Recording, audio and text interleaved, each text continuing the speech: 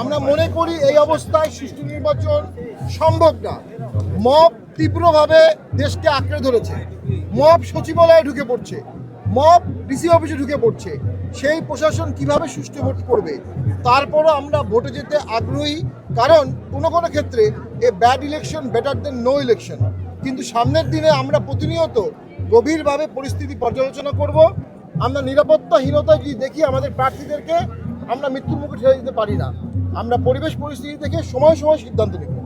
ওসমান হাদিকে হত্যার জন্য নির্মমভাবে গুলি করা হয়েছে, আমরা এর তীব্র প্রতিবাদ করি। এর মাধ্যমে রাষ্ট্র ব্যবস্থার চির উদীয়মান হচ্ছে, এর মাধ্যমে রাষ্ট্র ব্যবস্থার যে ভঙ্গুর অবস্থা সেটি উদীয়মান হচ্ছে। এর মাধ্যমে প্রমাণিত হচ্ছে সরকার আসলে নির্বাচনের জন্য প্রস্তুত কিনা। আমরা একটা অন্তর্ভুক্তিমূলক নির্বাচন চাই, আমরা একটা সমতার নির্বাচন চাই, আমরা একটা রাষ্ট্র কাঠামো দেখতে চাই, একটা সরকার কাঠামো দেখতে চাই। কিন্তু আমরা দেখছি সরকার দুর্বল হচ্ছে, মব শক্তিশালী হচ্ছে। আমরা দেখছি সরকার দুর্বল হচ্ছে, অপশক্তি শক্তিশালী হচ্ছে। তো আমাদের এখন সকলকে মিলে ঐক্যমত সৃষ্টি করে একটা ঐক্যমতের নির্বাচন, একটা সমঝোতা করতে হবে, রাজনৈতিক সমঝোতা সকলকে নিয়ে। তার মাধ্যমে দেশ গঠন করতে হবে। আজকে 16ই ডিসেম্বর বাঙালি জাতির ইতিহাসের সর্বশ্রেষ্ঠ দিন, যে দিনে সারা পৃথিবীতে আমরা মাথা উঁচু করে দাঁড়িয়েছিলাম।